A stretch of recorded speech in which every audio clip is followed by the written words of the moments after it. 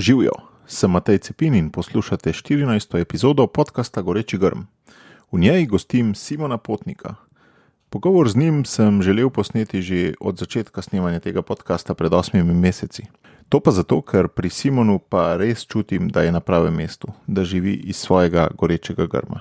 Sva pa iz različnih regij in veliko časa se je snemanje kar prestavljalo in prestavljalo. Simon je namreč župnik v Slovenj Gradcu.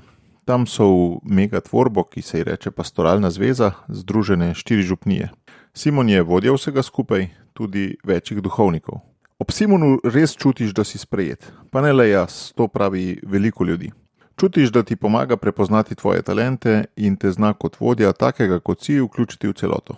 To je po mojem osrednja moč njegovega vodenja, ki se kaže v mnogih živih skupnostih, ki tam delujejo. Pravo nasprotje klerikalizma, kjer vlada pričakovanje, da bo župnik naredil vse, ostali pa bomo bolj ali manj sedeli in poslušali. Je pa Simon tudi odličen sogovornik. Zame še posebej takrat, ko gre za teme gradnje skupnosti oziroma gradnje občestva. Ko govori o vodenju v cerkvi, ga najbolje povzemajo njegove besede, ko reče: "Joj, nekje vmes smo se tak zaplezali." Kot boste slišali, njegovi najmočnejši goreči grmi niti niso toliko povezani z odločitvijo za duhovništvo, ampak z rastjo potem, ko je že bil duhovnik. Bi povedali svoje mnenje? Se slišimo na Facebooku Matej Cepin ali pa na mailu matej@socialna-akademija.si. Pa gremo kar v akcijo. Že veš, kaj je tvoj edinstven prispevek k boljšemu svetu in kako ga udejanjiti? V podcastu Goreči grm razkrivamo močne zgodbe tistih, ki že živijo svoje poslanstvo, zato da lahko ti najdeš navdih, prepoznaš svoje goreče grme in pogumno stopiš na novo pot. Živjo, Simon, dobrodošel v Ljubljani. Hvala lepa, Bog živi. Tako se mi zdi, da dojemamo cerkev, kot da so k aktivnemu delovanju v veliko okoljih poklicani samo duhovniki. Ti pa živiš, se mi zdi, eno zelo drugačno načelo, da je vsakdo lahko poklican k oblikovanju cerkve. Jaz mislim, da ne lahko, ampak da je. Da ne gre drugače. Ali si ali pa nisi. Si del cerkve ali pa nisi del cerkve. Torej, če si na ladji, ne moreš samo jesti. Boš tudi zagrabil metlo, boš karkoli, ali boš čebulo lupo, ali karkoli. Nekje, jaz mislim, da smo vsi poklicani k dejavnemu življenju znotraj cerkve. En tak primer bom povedal. Preko fuzbala, marsikomu že grem na živce s tem, ampak spomnim se, ne vem koliko let, 15-20 let nazaj, Barcelona, ekipa je dobila v dar TT Audije. Torej, kompletni fuzbalerski tim je dobil in seveda Pepe, torej selektor, je zavrnil, se zahvaljujem, ker nismo dobili vsi. Kako niso dobili vsi? Čez 20 smo jih. Ne, tudi naš fizioterapeut je naša ekipa, do zadnjega. To tako jasno sporočilo. In to je cerkev v bistvu, ne, če zameš. Ne. Ker mi zdaj pač vidimo tam kristjančke, pa mesije, pa take, ali pa tam župnička, ali pa mislim nekoga, ki tam lahko paradira, recimo. V bistvu cerkev, pa smo res, ne, vsi. To na nek način pomeni, da ali si aktivno noter, ali pa sploh nisi. Se pravi, da nekdo, ki bolj ali manj sedi, sploh ni, ali kaj? Ja, mislim, to je pa spet nevarna igra, aktivn. Kaj pomeni biti aktivna? Ne? Ker mene je toliko fasciniralo, že davč nazaj, ko sem bil še čisto mladič med župniki, smo začeli en projekt Faran Plus. Ena želja je bila prebuditi župljane, torej 1 uro na teden darujem svoj čas za župnijo. No in smo tako širili to idejo, babica reče, kaj pa ne, jaz pa ne morem nič. Pa študiram, pa res, kaj ne zdaj na kmetiji je pa to.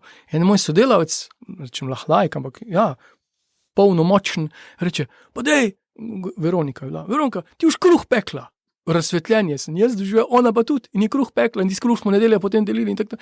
Vsak lahko. Ampak kaj lahko ti kot župnik narediš za to, da bi vsak našel svoj glas, svojo karizmo in razplantel? Kako poteka tehnologija odkrivanja teh karizem po tvoje?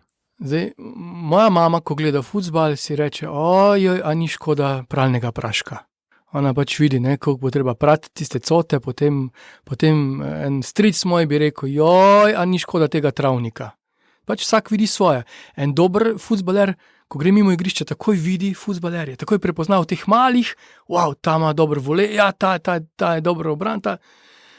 Torej, a sem doživel poklic, goreči grm, kot ti govoriš, kar izziva. Tisti, ki je doživel goreči grm, bo videl goreče grme. Bo tudi iskal goreče grme v drugih. Tisti, ki je doživel dotik Boga, bo prepoznal v bližnjem dotik Boga. Zdaj, če sem bolj gradbinc znotraj cerkve, bom pač iskal zidarje znotraj cerkve. To je moje poslanstvo, če te Bog kliče, da prepoznam v komorkoli in ti dam legitimnost, da te Bog kliče. Potrditev. Tako je njuna zgodba se nadaljuje potem naprej. Super mi je tale metafora. Mama tvoja bi rekla, joj, koliko praška bo šlo, oče bo rekel, joj, travnik, nekdo bo videl fuzbalerje. Kjera so pa tvoja očala? Kjera je tvoja paradigma? Torej, kaj pa si ti toliko časa gledal, da zdaj v ljudeh iščeš? Tok mi je lepo videti, ko se Bog dotika, pa na toliko različne načine. To se mi zdi toliko fascinantno. Mene doben odbojkaš kot fuzbalerja, me doben odbojkaš ne ogroža. Ali pa vaterpolist, čeprav bi se utopil v prvi sekundi, ampak sem navdušen nad njihovo isto mama. Čist isto, on ima pač tam na popolnoma drugačen način ljubi tisto igro. Hočem to reči, da moram dopustiti Gospodu, da on dela na toliko različne načine. Mogoče to iščem, prepoznavam, kaj več si pa ne drznem, da bi jaz oblikoval ali pa kaj. Kakšna je tvoja vloga, recimo, ob tem, ko nekdo nima občutka, da lahko kaj doprinese? Kaj si ti tam ob njem, da on spozna, da lahko nekaj doprinese? Prvo, kar vidim, je, da me razkuri. Jaz imam tako težavo. Najhujša kletvica mi je bila dolga leta, kot kaplan sem bil prav besen, če kdo rekel, ne ljubi se mi. Mene je to tako, jaz sem se mogel potem vedno samo refleksijo, pri spovedi, da sem se potem, jaz bi koga zgrizo bi ga, da mi reče, ne ljubi se mi. Pomeni, reči, ne ljubim, v mojem srcu ni ljubezni, ljubim igrico, ne ljubim tebe, mama. Če mami reče, ne ljubi se mi to narediti. In pol grozno se sliši to, ampak ne ljubi se mi, to je bilo. In meni se zdi, da je že to, marsikdo potem pazi, če v moji bližini, ko smo hodili na rekreacijo, pa ko so kleli, se že malo pazili, če sem jaz začel na glas kašljati ali pa še kaj zraven, pa če kdo rekel, da mu je všlo, potem smo WC papir ponudil, če mu je všlo, pač me je WC pri pomočke pri sebi, če imaš tako inkontinenco, verbalno in tak naprej. Tu pa zdaj tudi, se mi zdi, svet ponuja na nek način te tečaje za samozavest, ne pa resnice. Mi bi neki imaginarno bi zdaj, ker so neki vsi radijski napodovalci in bi mi bili take face, pol so neke druge filmske marionete, bi mi bili taki, pol si damo frizure, pa cote, pa v srcu pa ni. In se mi zdi, Bog pa gre iz srca navzven. To, kar se je tam, recimo, ali z Mojzesom zgodilo, kakorkoli, taka preobrazba od znotraj, da je bil veliko bolj pokončen kot prej, ko je bil faraon. Cel svet je klečal pred njim, zdaj, ko je pa on pred Bogom klono, pa ne kleči več pred nikomer. In se mi zdi, ker gre od znotraj navzven. In se mi zdi, recimo, to rad opazujem, a pa tu pač pomagam komu videti. Pri mladih imamo vedno kako tako metodo, naštej mi 10 svojih dobrih lastnosti, brez da bi se hvalil. Že 1, 2, 3 ne. Če pa rečem, daj mi naštej 10 slabih, takoj naštejo. Brez veze. Takega fuzbalerja jaz nočem na igrišču. Simon, to ste vi uvedeli, to spoved, pa to, kamor slabe naštevati. Sej nobene nima prakse, da bi dobre našteval. Ne vem, če smo mi to naredili, veš. Hecam. Ja, vprašanje, odkot se je to prikralo, lažje je. Veš kaj, več kot ne ljubi se mi, jaz bolj slišam, pa sej nimam kaj ponuditi, sej jaz nisem nič posebenega. Kako pa tako izjavo pohendlaš? Odvisno, kdo to reče. Nekdo celo verjame v to. Nekdo se zgovarja, nekomu je to priročno. Vsak ima talente, mislim, to sploh ni. Potem so pa še tu, recimo, ko ti uporabljaš besedo karizma, na katero sem jaz bil dolgo alergičen, ker sem bil pač zelo dobro vzgojen bogoslovc. Smo se bolj iz karizmatiko norce delali, pa smo bili tudi napačne, mislim, itak smo imeli napačne podobe teh karizm. Ampak se mi zdi zelo všeč beseda karizma, zato ker talent še vedno izpostavljamo tistega, ki je talentiran. Pri karizmi se pa jasno ve, da ne gre samo za njega, ampak da je bil res obdarjen in za njim je še nekdo, ki mu je dal to. In znotraj karizme je že vidno poslanstvo, medtem ko pri talentu pa ni nujno. Pri talentu pač Ja, modelarskemu sem hodil, pač to je tako, krožek ali pa ne. Zdaj sem pa nehal s tem. Pri karizmi pa ni, gre za dosti globjo, že za identiteto. Ne? Bolj povezano je z identiteto, z osebnostjo. Definitivno. Pa si že kdaj komu rekel, ko sva govorila o tem, da ni nič posebnega, si že kdaj komu rekel, sej v bistvu imaš prav, sej ti res nisi nič posebnega, ti si v bistvu brezvezen. Mogoče sem koga provociral. Recimo, provociral sem s povprečnostjo, prav z besedo povprečno. Recimo, ko smo nekaj stvari delali, in sem prav razmišljal potem, se res, ko priješ v trgovino in ti trgovka reče, vi rečeš trgovki, jaz bi imel pa en šal, pa reče, ta je tak, pa reče, kar tega vzamete, ta je zelo poprečen. Malo čudno gledal. Pa spet žoga, recimo, ko jaz kupujem, pa da mi trgovci reče, ta je pa poprečna žoga, hvala lepa, ne bom jo vzel, mislim, a si mogel to reči. In to je isto, ne, zdaj, pri sebi se pa kar zadovoljim s poprečnostjo, ali pa celo z minimumom, sem se spomnil pred kratkim, ko sem bil na enem izpitu, pa se ni bil eden, ko sem profesorcu vprašal, a je že za 6. Pa me gleda, kako prosim, če je že za 6. Sredi izpita sem rekel, če je že 6. Ker dejansko sem prišel izpit narediti in če je 6, bi jaz vstal pa odšel. Mislim, to je groza, jaz takega študenta matram, potem še 2 uri bi ga matral, ne povprečje. A je vsaj čez prak prišlo, ne. Pri kakem drugem predmetu, recimo pri fuzbalu, mi ni povprečje bilo nikoli dovolj.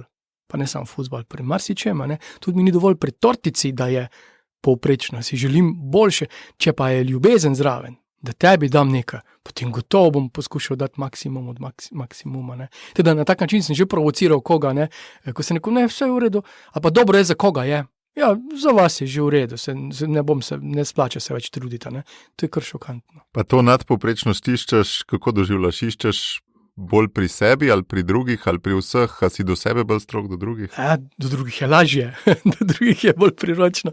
Pa jaz sploh nisem perfekcionist in tudi ni v smislu perfekcionizma. Ker se mi zdi, recimo nadpovprečen je že 1 uro star novorojenček ali pa 1 minuto star novorojenček ali pa že sploh početje je nadpovprečno. A veš, takoj, ko vzvabi na smeh, ko vzvabi iskro, ko vzvabi, je že nadpovprečno. Takoj te dvigne ven ker mi bolj to zamenjamo z neko posebnostjo in nadpovprečen si potem, če se frizuro tak pa to sploh ni pointa, V razredu je nekdo povprečen, za mamo je pa tisto dete absolutno iz reda. Izvanredno. In ali pa ista punca tam, ko se sekira, ko gleda v ogledalo v mozoli, en fant, ko jo gleda, ko je zaljubljen jo, pa ona je vrhunec od vseh vrhuncev, lepšega ni. In če zameš to, da ta punca se zaveda, koliko jo lepo gleda tisti fant, koliko mu je simpatično, se začne spreminjati. In če se jaz zavem, da že v krogu enih ljudi sem tako razumljen in pričakovan in hoten, kaj šele v odnosu do Boga, sploh ni meril več. Ja, ampak se mi ravno zdi, da, tako kot si rekel, v razredu je človek povprečen, zato ker so ena merila. Kako v bistvu si nadet prava merila, da bom sebe znal presojati kot edinstvenega, kot nadpovprečnega, Pred par leti smo začeli ta srečanje alfa in me toliko presunilo te primerjave z nekom, nas vedno stimulirajo ali pa potrejo. In vedno smo bili tako vzgojeni tudi, tudi jaz recimo zdaj, ko kolesarim, dam števc, in delam primerjave. Ampak tam pri alfi me je pa bilo tako fascinantno, nihče me ne ogroža. Sploh ne gre v grožnji, torej mene konkurence ni v meni, primerjavo delaj sam, svoj rast ocenjuj glede na sebe. In me takrat, verjetno sem že stokrat to slišal, ampak nikoli nisem ponotranil in me je tako osvobodilo in me je tako dalo enega zagona, saj res. Pa me res zanima tvoja preteklost, kako je prišlo do teh tvojih izrazov, do teh tvojih glasov, do teh tvojih nadpovprečnosti. Če recimo greva mogoče kar od odzadej, kako si se sploh odločil, da boš duhovnik? Kaj je potrovalo temu? Slabo sem spal. Jaz ful fajn spim, jaz res toliko fajn sladko spim, bolj malo sicer. Exodus mi zdaj pomaga, da se discipliniram glede spanja, ker torej večerne ure so zlate ure, ni telefonov, ni nikogar in lahko takrat berem, pišem, ustvarjam, tudi ustvarjalen sem po noči bolj, ampak Exodus me prisili, da spim 7 ur. No in takrat eno obdobje je bilo, sem res slabo spal in jaz sem vedel, zakaj slabo spim. Šlo je za kar take življenjske odločitve in Gospodu sem izročil tisti postni čas, Gospod, tu sem, res naredi kar, pa ni bilo v smislu toliko duhovništva, bolj sanjal sem ali medicina, ali karkoli takega, sej kakorkoli je bilo dosegljivo ali pa nedosegljivo. No in začelo se je prav organizirano dogajati nespečnost, kar je bilo popolnoma novo za moje življenje. In nisem imel, da to je njegova govorica, čist jasno mi je bilo in smo se borila. In takrat se je zgodilo kot strela z jasnega, pa čeprav ni bilo tako, jaz sem se bolj neumnega delal, ampak je bilo tako, ne, ti si moj duhovnik. To je bilo čist jasno.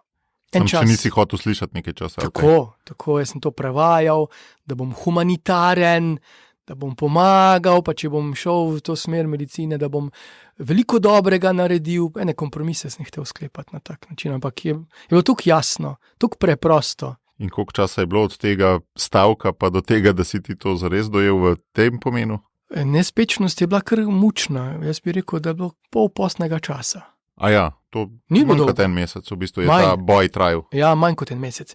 Pa se je bila že prej pot. Sam nikoli nisem tako si priznal, pa artikuliral, pa preusmerjal sem, ne vede, ne hote, sem se z drugimi stvarmi toliko zaposlil in ukvarjal. Nekako si že mogel priti do te osebne vere oziroma do tega, da si nek glas prepoznaval kot božji glas, ne? To je bila tudi prej neka pot. Ja, gotovo. Mislim, jaz sem hvaležen za mojo družino. Takrat sem sicer imel občutek, da odraščam v folklorni družini, zdaj tako imenujemo, ne? Pa sem delal krivico. Je bila osebna vera, ampak jaz sem imel občutek, da ni osebne vere. Torej, jaz nisem videl mojega očeta, daj svetopismo brati. Ko smo molili, smo tako 3 fantje, ne? Smo tako 400 molili. Na živce mi je šlo, ker molimo kot Formula 1, ko smo žlahto molili. Zdravo, Marija, mi zdi bolj gospod. Hkrati sem bil pa jezen, če smo normalno molili, ker je pač trajalo dlje. Torej, bi rad, da je krajš. Tak hinavc sem bil, tak pubertetnik se mi zdi, ne? Nič mi ni ustrezalo, kar se tega tika. Ampak sem videl, zdaj vidim, da je bila osebna vera, lepa vera. No, to je bilo okolje, v katerem sem odraščal, tudi babica je bila verna. Plemenito okolje, kljub vsemu je bilo, ne? Bi rekel, taki zdravi odnosi. Pred kratkim sem se z enim duhovnikom pogovarjal, sem rekel, kakva milost, recimo, niti enkrat nisem sploh pomislil na to, da bi moja ata pa mama šla na razen. Ali pa recimo, ko zdaj poslušam take zgodbe, te zlorabe, pa to, slišal nisem te besede. Jaz na faksu, potem sem nekje slišal, zato pa sem si prevajal, kaj bi to pomenilo in sem mislil, prevedel sem si to, recimo zloraba mi je pomenilo to, če bi ne smel en mesec se s prijatelji družiti, to bi bilo meni najhujša, ali pa ne vem, nekaj takih. V bistvu si bil toliko v lepem okolju, da si sploh nisi mogel predstavljati česa groznejšega. Ne, res, in sem toliko hvaležen, pa ni bilo idealno, ne. Prelom se je pa zgodil nekje v srednji šoli, v drugi letnik, ko me je takrat prijatelj povabil na duhovne vaje, ki jih ni tako imenoval, pa je rekel srečanje mladih, smo šla in ko smo prišli tja, nas je bilo 76 in on me je tisti večer pustil samega. Jaz sem bil tako bes na njega. In potem sem videl, da je tam en župnik, pa da so to duhovne vaje, pa kam me je zavlekel, ampak je bil korenita sprememba in čist na nov način sem lahko gledal ene stvari, ki sem prej o njih niti sanjal nisem o tem, ne. Že to čisto komunikacijsko, pa to, že ta masovni efekt, ne. Koliko nas je, pojemo, pogovarjamo se in na tak odkrit način in to je bilo zame res taka obogatitev, čisto novo obzorje. In kaj si doživljal takrat? Se sem dosti ne spomnim. Spomnim se pač, da je bilo to, ko ugrizneš prvič, kaj sem, banano. Pa to je pač malo drugačen krompir, ali kaj sem. Ampak zdaj, ko jem banane, jih rad jem, ampak ni več take spremembe, ampak takrat je kot prvič. In to je bilo, res tak. Hkrati pa to lepoto skupnosti in to recimo s tistim duhovnikom takrat nobenih tabujev. Lahko sem zastavljal provokativna vprašanja, prav se spomnim glede rožnega venca, koliko sem negiral takrat, to se mi zdaj vse vrača, mulci meni oporekajo na isti način, ampak sem hvaležen. Torej, tako lepoto vere sem začel doživljati znotraj enega varnega okolja, ki ga prej nisem bil toliko vajen. A si rad že skozi provociral? Ne vem, če sem imel toliko korajže, se moraš imeti kar korajžo, pa tudi včasih kdo sicer reče, da brez razloga, verjetno tudi brez razloga, ampak kdo tako doživlja. Jaz sebe sicer ne doživljam tako kot provokator, včasih že, včasih prav namenoma izzivam, ampak kar imam rad. Če nimam rad, se mi ne splača sploh, zakaj bi se izpostavljal pa grizel, ne.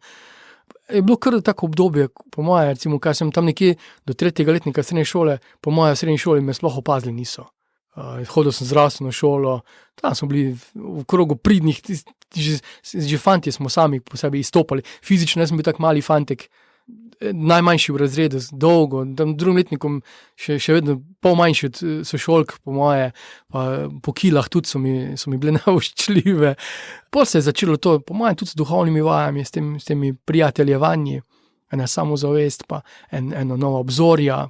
In kdaj je bila pa pol ta nespečnost, kaj si rekel? V 4. letniku. A ja, tako hitro. Ti si pol šel zelo po redni poti, po srednji šoli, tako je semenišče. Ja, dokaj, ja. Takrat je bilo kar ključnega pomena to. Potem sem šel kar v bogoslovje, pa vmes vojsko, pa potem nadaljeval naprej. Si v bistvu bil bolj ali manj skozi siguren na tej poti, da je to.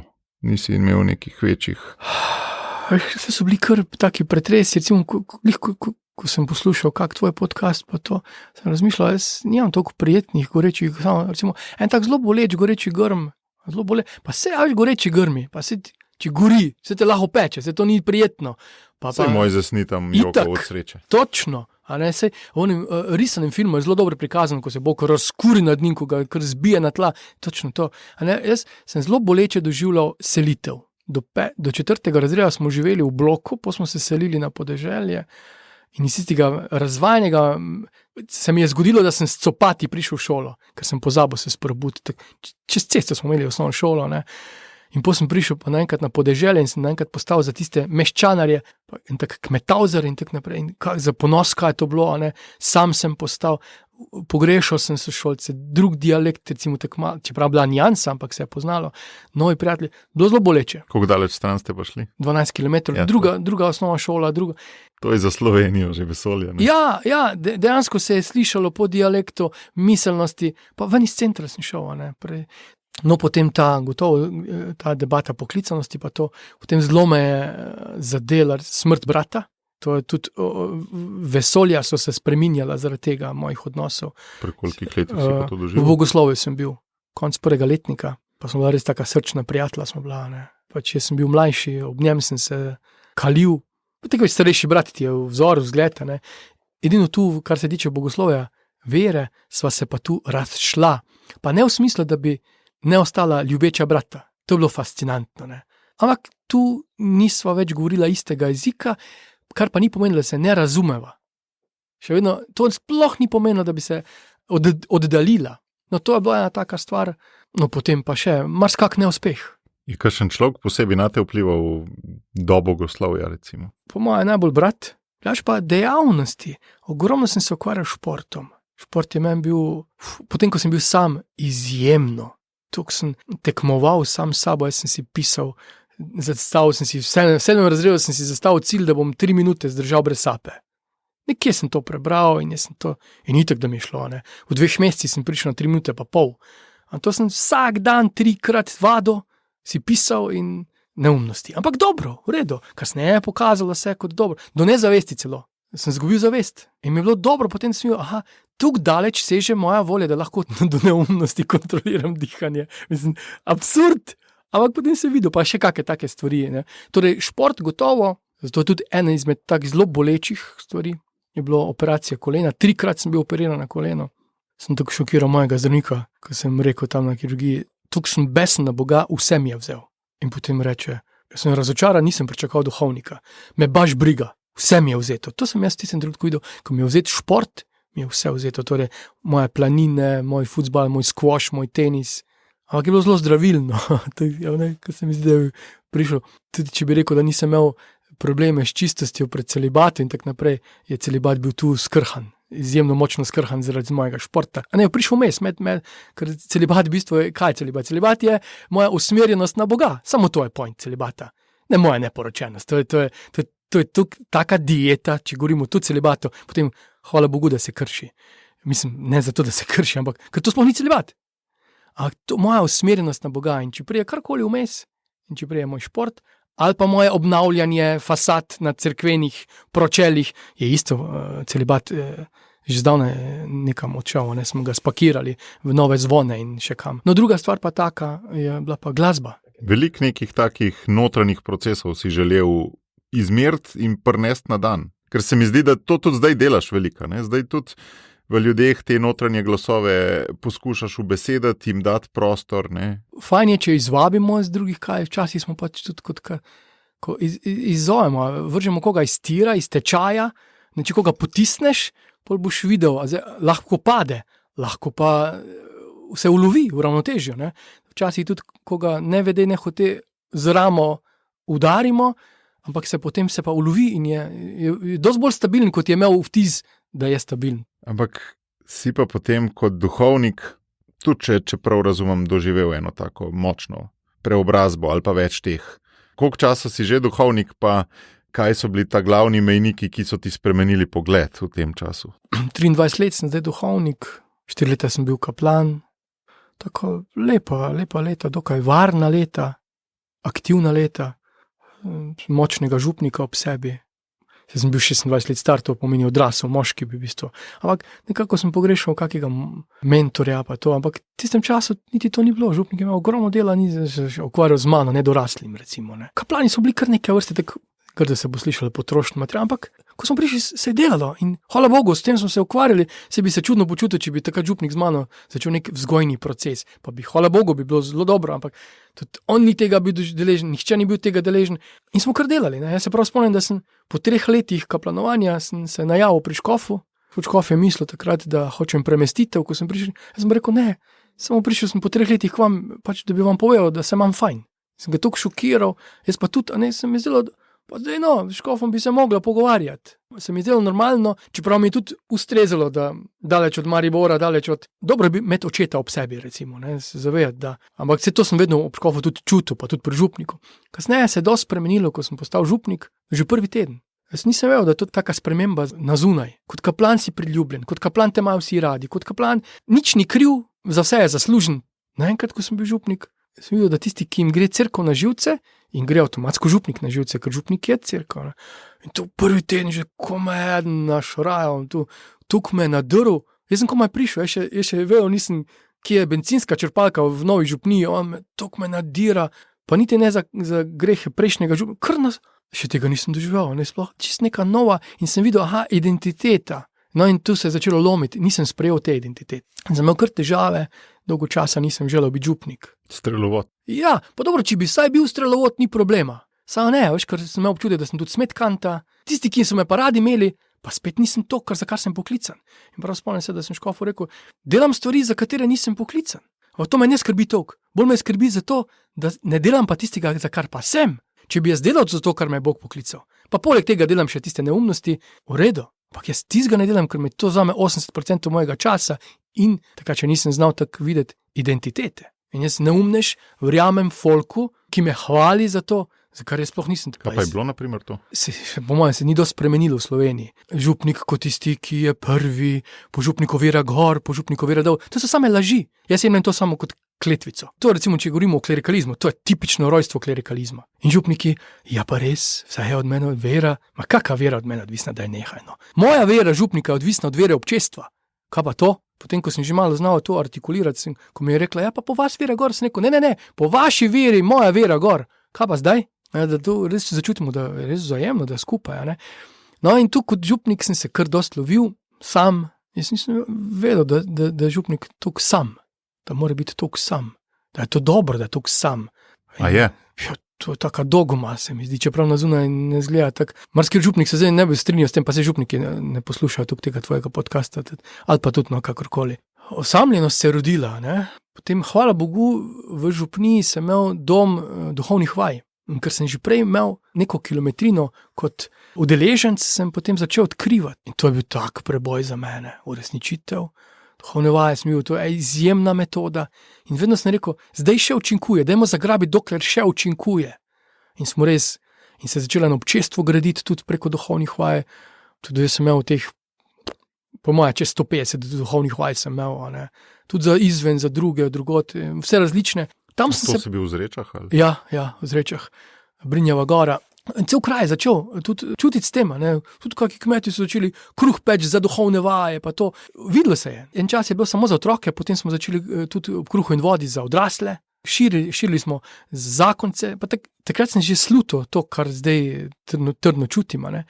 Ampak nisem še znal tukaj videti, še vedno sem se ukvarjal predvsem z otroki. Pa dosti sem se zagnal v mlade. Kar sem pa potem, ko sem šel izreč, prvi sekundi sem spremenil. Prav paradigmo in sem rekel, ne dovolim si več te igric. Zakaj pa ne? Si opazil, da nima smisla? Točno tako. Na tak način nima smisla. Že takrat, recimo, ko sem prišel in sem imel skoraj ves veruk, sem rekel, do 3. razreda, šokiral sem, ne? Do 3. razreda veruk bomo ukinili, ker se ne splača. To so me dobili, ne, jaz ne govorim, da se moj veruk se ne splača. Jaz tega varstva, jaz jih ne znam. Jaz jim jabke imel, pa na rokice, pa zgodbice jim pripodal. Dajte jim to vi, jaz jim tega ne bom. Jaz ne znam, nisem sposoben, pa zdi se mi butasto. Še enkrat ponavljam, veruk sam po sebi ni tolk, čeprav bi tudi o tem lahko debatirali, ampak pod mojo komando je za nič. Razen če ga vzamemo, da z njimi preživimo eno urco, pa da se morajo udomačiti ob enem groznem župniku, ga bodo vzljubili, pa bo jim zgodbice, ampak samo na nivoju zgodbic za lahko noč. To pa je nesmisel, da grem tam dalje, ne? Torej z duhovnimi vajami, ampak začela se pa dogajati to, kar sem prej že nekako izoblikoval, ne verjamem pregorelost.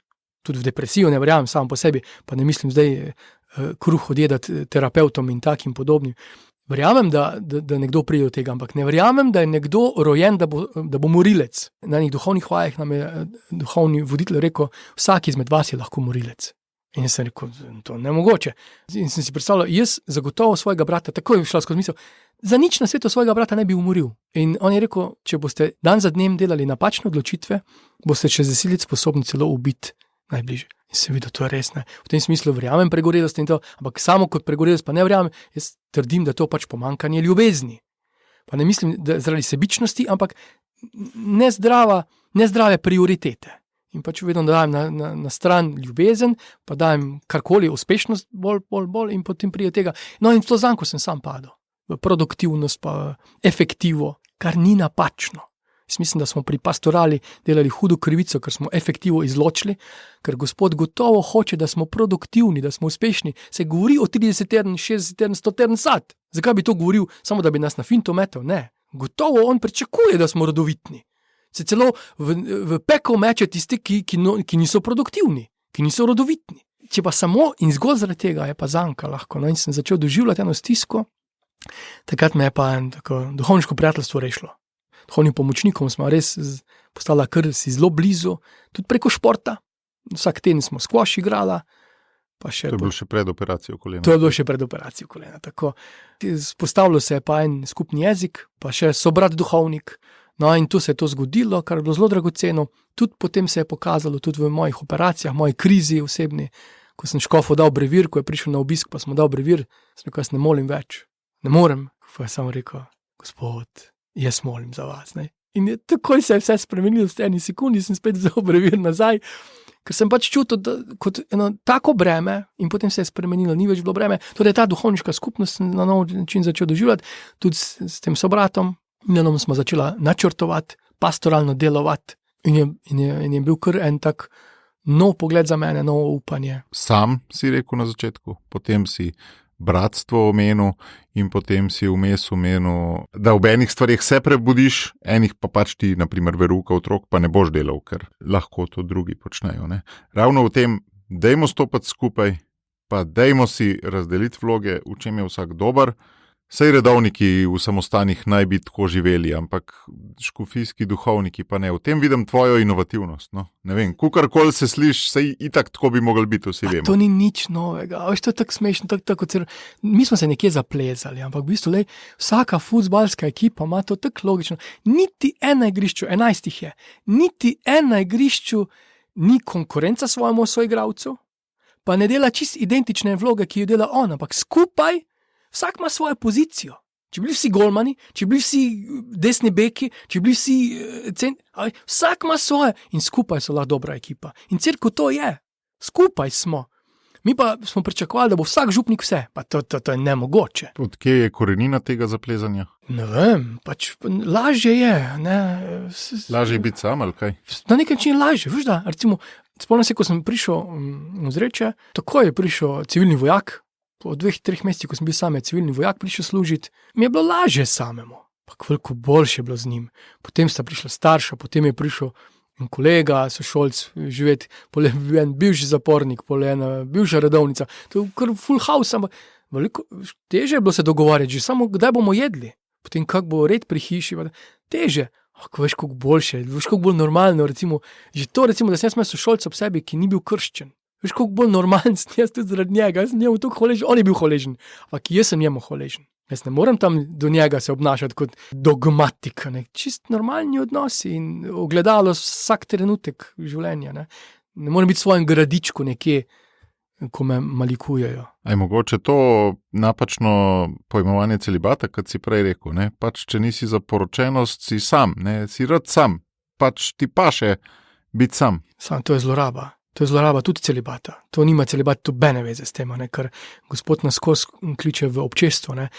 Apostoli, jaz mislim, da so bili čisto normalni, taki čudaki, kot smo mi, svoje vrstni. Oni z njim niso trpeli toliko, čeprav so. To so sprejeli, da ima on take čudne, čudaške, da spi, ko se potapljajo, da hodi po vodi, da zjutraj zgodaj vstajajo. So se navadili. Niso pa mogli sprejeti, da so drugi apostoli taki čudaki. Niso imeli izbire. Niso izbirali svoje ekipa, ampak je on izbiral ekip. In bolj, ko so njega sprejemali, lažje so tudi druge sobrate sprejemali. Teda se mi zdi, mi se ne rabimo toliko ukvarjati drug z drugim, ampak če sem resnično z Gospodom, pa si ti z Gospodom, potem tak nijamo kaj. Itak. Ava istega trenerja. Itak, točno. To je ena od stvari, ki se mi zdi, no, da te v cerkvi kar boli tole samskost. Pa domnevam, da te še par stvari boli, ali se motim. Ja, ampak vse tista stvar, ista stvar, ki boli, tudi najbolj radosti. Tam je tudi največ ljubezni, ker tam, kjer ni ljubezni, tam te sploh ne boli. Mene ne boli, da bodo zdaj prepovedali balet. To me ne boli. Ne boli me, ne vem še, na področja, ki mi niso. Področja, ki so mi pa ljuba, tam me pa boli. To pomeni, tam, kjer je moja ljubezen, tam je tudi moja bolečina, kar je to dobro znamenje. Sočustvujem, če imaš ti buško. Ampak, če pa mene zarežeš tu v moj komolc, bom pa drugače čutil to bolečino, kakor pa, ko sočustvujem s tabo. Te bolečine so dobra znamenja. Doživljam, da so zdaj prelomni časi po 1000 in pol, ko je en del teh stvari, ki ne špilajo v cerkvi, povezan tudi s temi prelomnimi časi. Se mi zdi, da krščanstvo ni več mainstream, tako kot je bilo od nekje 4. stoletja, recimo naprej v enih okoljih, pa se cerkev seveda v teh zadnjih 50 letih od drugega Vatikanskega koncila in še malo prej ni temu prilagodila. Težko je, ne? Sej to je razumljivo, sej cerkev ne dela tega namenoma, da se noče prilagoditi, pa to ne. Sej sam vidiš, recimo, pri nas Farožu, zdaj, dostop do Faroža, pač zdaj pred korono, pač 100 ljudi čez dan, moja šalca ni na svoje mesto. Poleg tega, kjer je moja šalca, ki je moja žlica in take neumnosti. Veš, in popolnoma neumno, kako mi je fajn, ko vidim zdaj šalco, da ima kdo drug, tako dobe ne ve, da je moja šalca. Torej, če jaz pri šalci sem pripravljen iti v konflikt z nekom, kaj šele bolj pri pomembnih stvarih, koliko urve ruka, ki se zgledajo pomembne stvari, v bistvu so pa šalce. Point je samo v tem, a želim jaz koga pogostiti, potem mu bom z veseljem dal katerokoli šalco, samo da bo dober kafe, da bomo lahko komunicirali. In ure veruka in to so popolnoma postranske stvari. Ene stvari so rodile, torej, če bomo vola opregli, če bomo plug dali, tako bo po zimi, potem bo toliko in toliko žgancev, zato ker bo že prej toliko koruze in posledično. Zdaj pa vidimo, z voli ne bomo več mogli, volo več ni, potem nas bodo že okoljevarstveniki tepli, ker vole mučimo in se ne znamo prilagoditi, kak pa kaj, ni pa koruznega zdroba, kak bomo zdaj? In tako se zdaj lovimo, to, kar je prej rodilo, zdaj pač ne rodi, naš veruk sploh ne rodi in zdaj kak pa kaj, pa point sploh ni, da bi veruk rodil, pa kak neumnost je. Nam je bil vedno point, kaj je bil point cerkve? Da bodo spoznali Gospoda, pojdite po vsem svetu, učite, navdušite za Gospoda.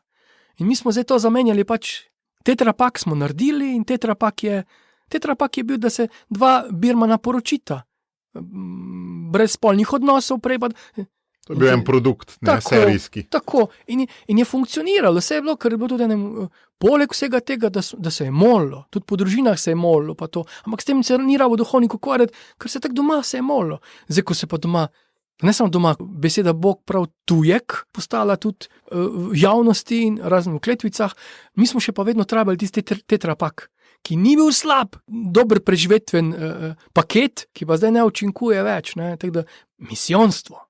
Oznanjevanje, evangelizacija, point je v tem, dokler kristjan ne evangelizira, sploh ni kristjan. V bistvu je samo nekdo, ki v muzeju opazuje slike lepega krščanstva. Krščanstvo pa nikoli ni lepo, krščanstvo je bilo, ne mislim s križarskimi vojnami, krščanstvo je skozi krvavo, zato ker boli, pa ne mislim zdaj v vojnem smislu, ampak kri boli, ne? Pa skeza boli. Tako, točno. Podrejanje svoje pa resnica, volje nečemu ja, boli. Ja, odločitev. Boli, ja. Odločitev. Ne, odločitev je veliko lažja. In kaj pa po tvoje je tisto, kar učinkuje, kar deluje, konkretni tetrapaki, ki so se ti v zadnjih 10 letih v tvojem okolju izkazali, da delujejo? Pa, ja, tako, točno, vse je fajn, ker itak spet delam tetrapake. To je tega fora. Pa sej ne moreš drugače. Ja, ne? sej, a ne, ker kruh je kruh, pač, a ne, zdaj pač iščem druge.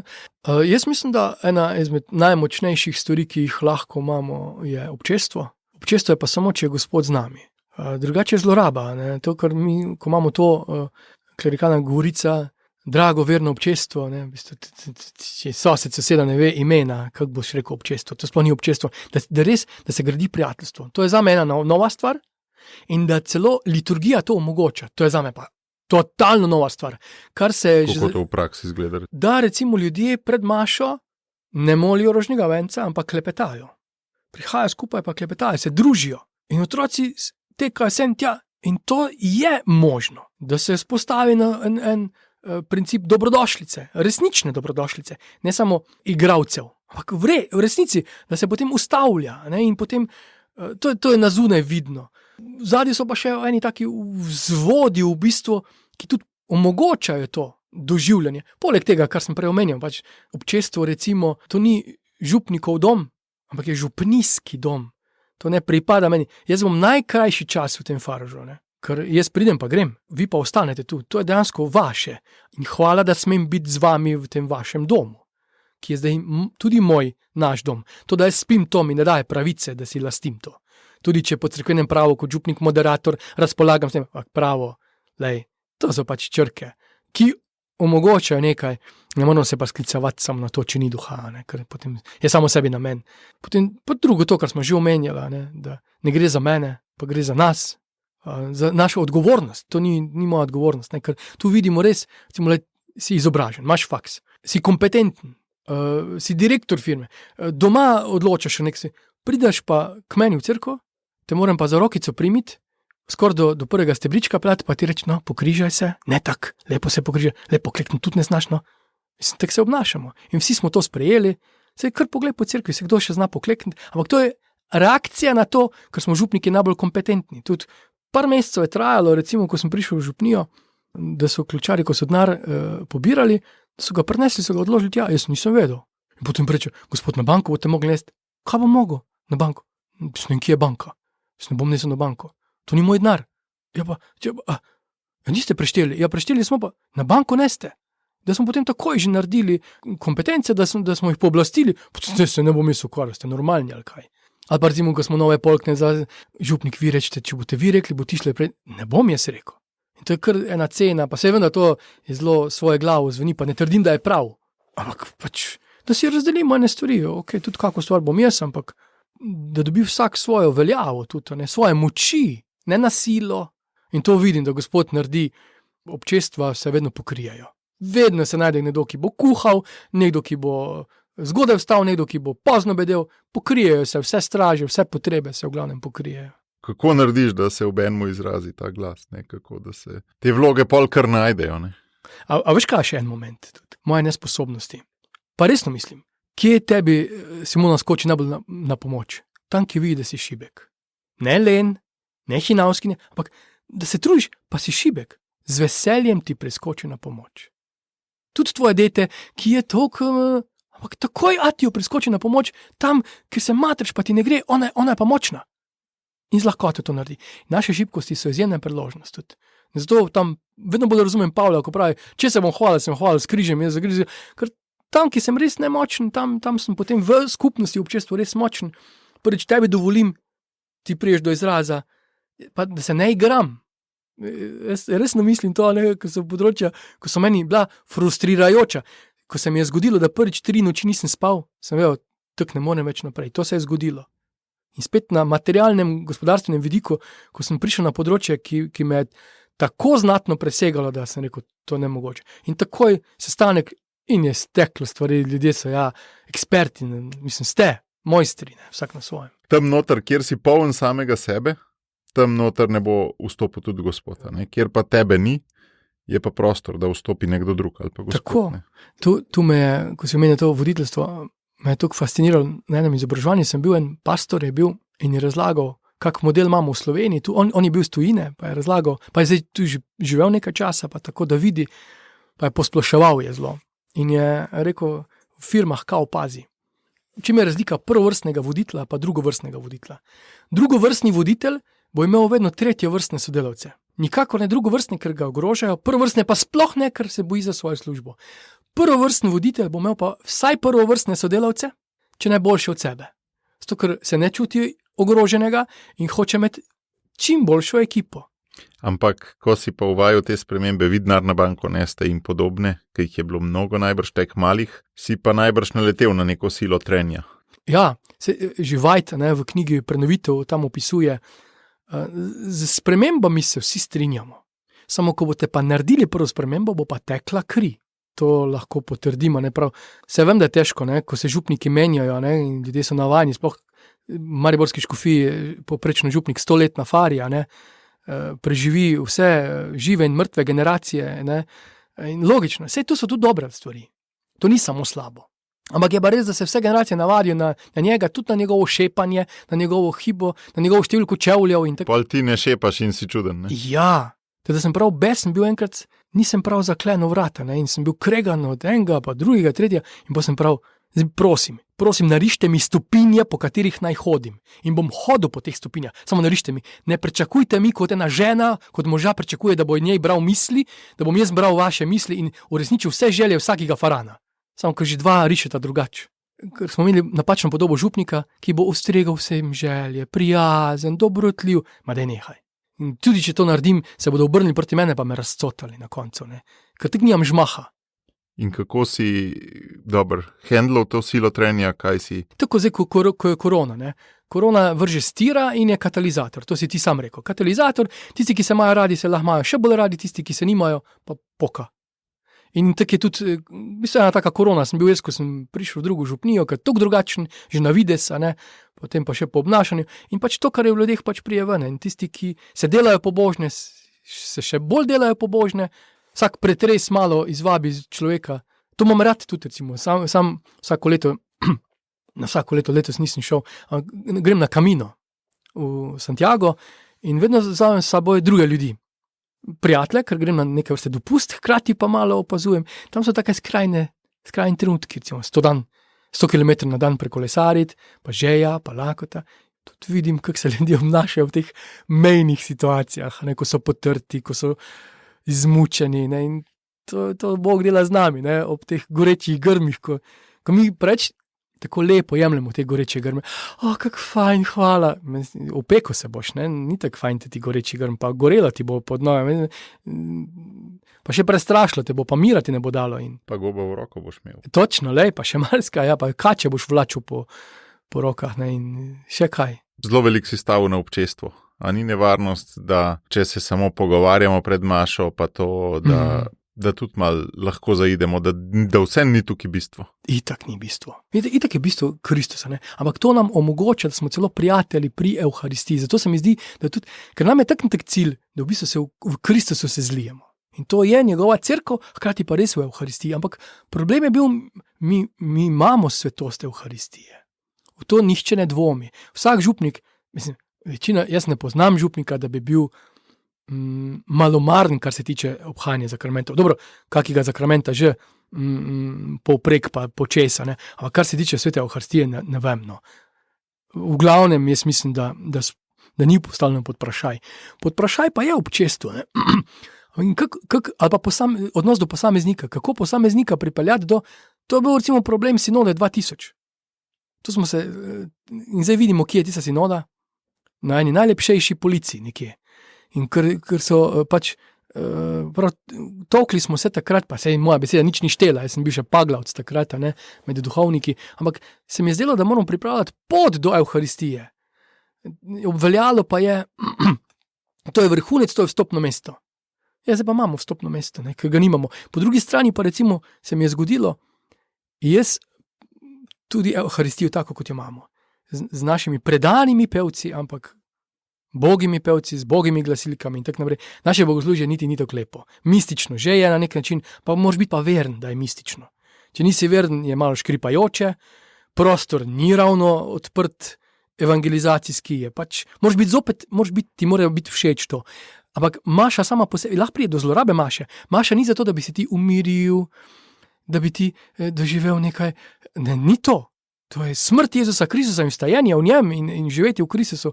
In jaz, k naši maši, večina svojih sošolcev srednje šole ne morem povabiti. Prvič, ker ne bodo razumeli te govorice, drugič, ker me je sram. Sošolc, ko je prišel k maši, je rekel, pa to so sami skregani med seboj. Med tednom je bil pri maši. Zato, ker je dobil tak vtis, da smo sami tujci. Pa ni bilo res. Čist, fajn ljudje so bili. Ampak mi smo navajeni tega, navzven pa se vidi grozno. Torej, nimam nekega vstopnega mesta. Cerkev pa ima ogromno vstopnih mest, ampak mi skozi točemo z vrhuncem. Ko razumem prav, kot da maša ni za vsakega. Bo za vsakega. Ja. Ampak ni vstopno mesto. Pa ni nič narobe z našimi kipastimi cerkvami, niso pa vstopna mesta. Mi se moramo priznati, da je to zelo dober katekizem na nek način, ampak za verne. Neverniku pa hodijo, pa v bistvu imamo samo kulturo ponuditi, torej umetniško raven, kdo je to delal. In zato pa v glavnem, ko hodimo okrog po romanih, je ta dieta. Župnik začne razlagati, iz kakega materiala je kak kip, pa koliko je koštal, pa kjerega leta, pa kjer umetnik. To ni dobenega dotika vere. Kaj pa je vstopno mesto, Pol? Imate te tečaje alfa, pa to sploh ne vemo točno poslušalci, kaj je? Ja, ta srečanja alfa so res, za moje pojme, ena zelo močna stvar. In v meni se je prebudilo eno novo, nočem vas pripeljati v cerkev. Vedno znova si moram ponavljati, nočem vas, hočem, da se srečate s Kristusom. Ker vidim, da se sreča s Kristusom, bo slej ko prej bo prišel. To je to. Hočem vam dati okus igre. Nočem, da ste prvaki na turnirju. Ko boste pa zljubili igro, boste pa več igrali, pa mogoče boste celo na turnir šli, pa boste pa zmagali. Ampak tudi to hočem, da se srečate s Kristusom najbrž ne zaradi sebe, ne? Ne. Zaradi njih, ne? Ja, oni, mislim, ker, a ne, kako sebično je to, recimo, če sem jaz našel v poplavi vseh nekih tekočin, našel pa izvir vode. Pa ni moj, pa ne bo ga zmanjkalo. In tako je tu. Pa če sem jaz doživel res globino uresničenosti v Kristusu, zakaj ti ne bi omogočil to? No in to alfa je izjemno močna. Kaj se dogaja tam? Dogaja se preko poti srečanj, da se lahko ljudje se neobremenjeno srečamo. Torej, alfa ima zelo malo voditeljev. Recimo zdaj, ta teden se je pri nas začela nova sezona alfe, spet je čez 100 ljudi prišlo. V tem krutem korona času, sem cinična, ampak dejansko je milostni čas. Pa, v bistvu so 4 voditelji. Gostiteljev je pa čez 40.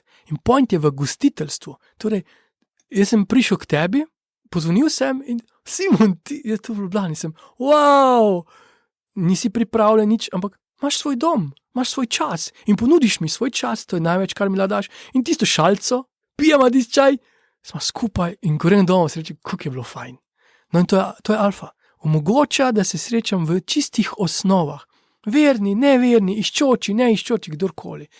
Gre pa gostoljubje, torej ključno. Gostoljubje je vstopno mesto. Potem drugo je, izogibamo se poučevanja. Zato, ker glej, tudi Jezusov način ni bil v prvi fazi katehiziranje. Jaz rabim pametovanje. Jaz grem zdaj na seminar, na webinar, ob 1 zjutraj vstanem, da se priključim na Exodus za duhovnike, na webinar, dajte me poučevati in me poučujejo. Ker si profi, ne? Točno. Jaz to zdaj rabim. Pred 3 leti sem imel pa druga vstopna mesta. In tako je tudi tu. Alfa omogoča ravno to. In rdeča nit je zelo jasna, zelo dobra, zelo kvalitetna. Kaj so teme? Teme so dejansko Jezus Kristus skozi in pa potem Sveti Duh skozi cerkev. Ampak to lahko zamori kakšnega novega. Način je zelo pomemben. To so ene kateheze, ki so pripravljene, zelo dobro naštudirane, simpatične, pričevalske. Potem mi smo imeli še nagovor, jaz sem se pripravljal, sem imel še vedno en nagovor, skozi dobro glasbo in pa vedno dobro hrano. Ne kvazi čips. Dobra hrana. Eden mi je rekel, slišal sem po radiju, da imate dobro hrano. Ja, dobro hrano. In je ostal zaradi dobre hrane.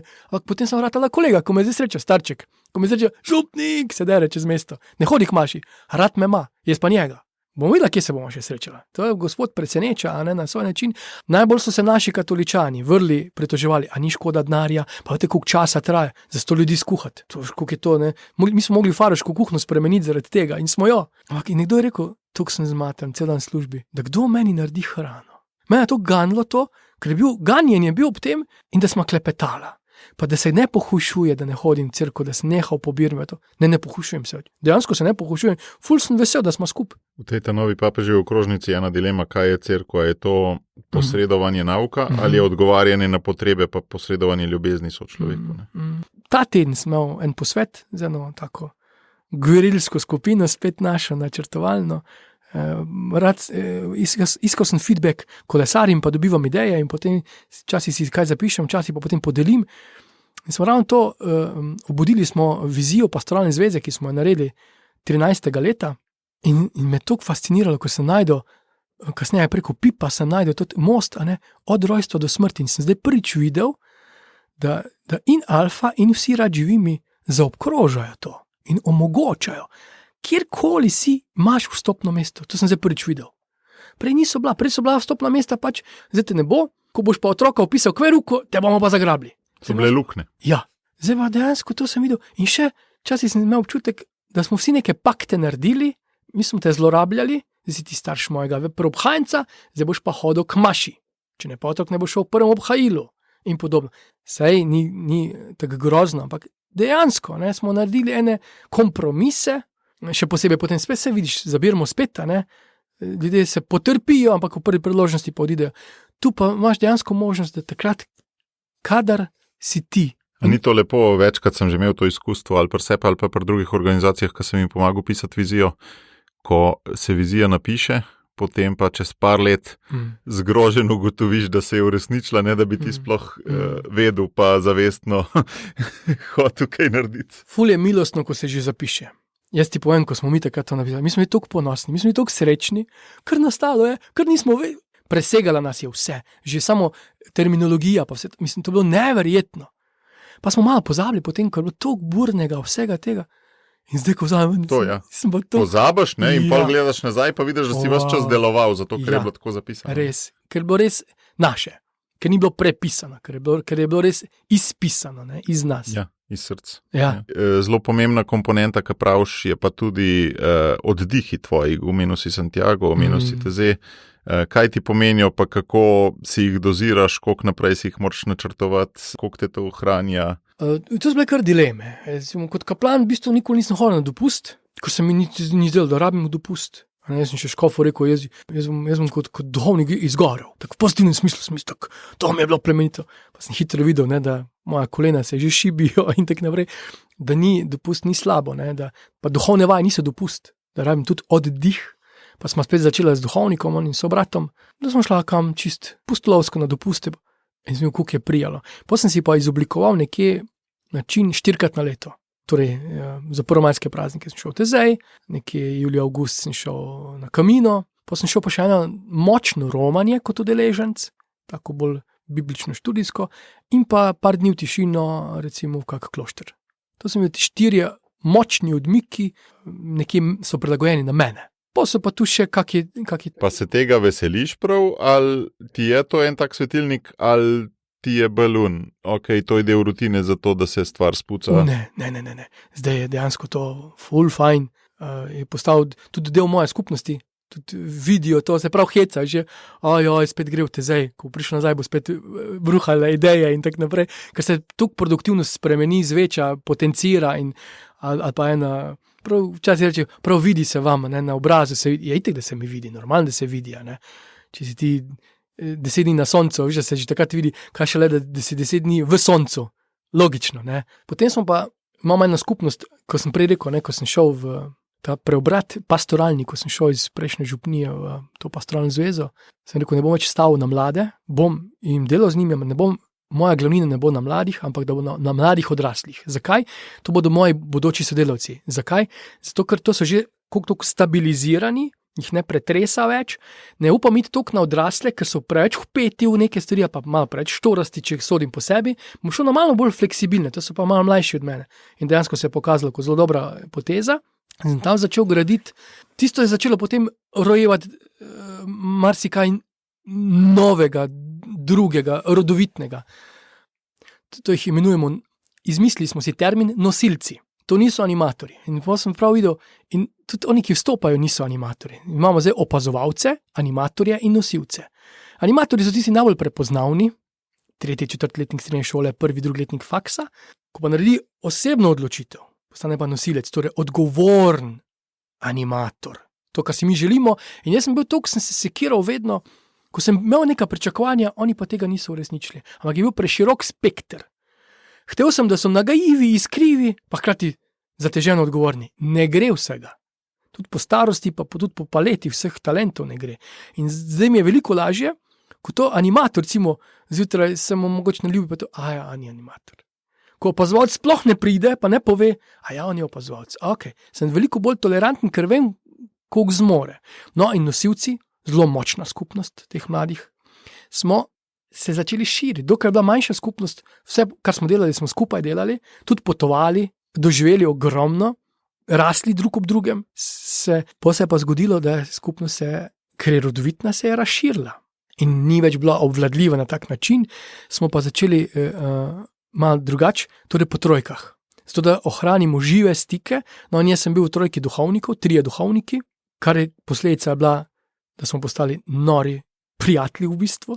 Prvo sem imel vtis, bom se žrtvoval, pa nobena žrtev ni to, ne, za sobrata. In zdaj res, tukaj smo se spremenili, vsi smo se spremenili, vsi se spreminjamo, no in tu glede prostega časa, tudi mi si jemljemo prosti čas, drug za drugega. Ali na bicikl kdaj, ali da kje prespimo skupaj, itek pregnetemo, skozi debatiramo pastoralne teme in drug drugega toliko bogatimo, že samo 3.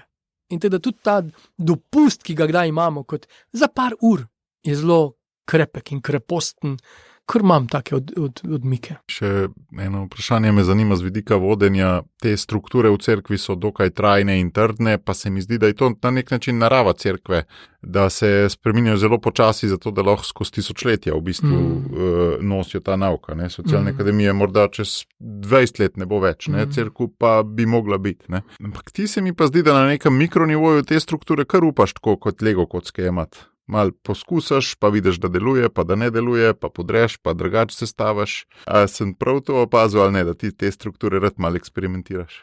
Meni se je zdelo prav bogokletno, ko je kdaj ob kaki birmi bilo rečeno, saj nekaj pa mogoče bo ostalo. Jaz prav alergičen postanem, ne? Recimo, da ti imaš... Na nizko zastavljene cilje, ne? Pa ne samo to. Nevarni cilji so to. 5 otrok imaš. A jih daš meni v šolo? Jih bom naučil plavanja. Jaz sem potapljač tudi, jih bom naučil plavanja. In potem ti bom rekel, kdo od njih bo gotovo ostal živ?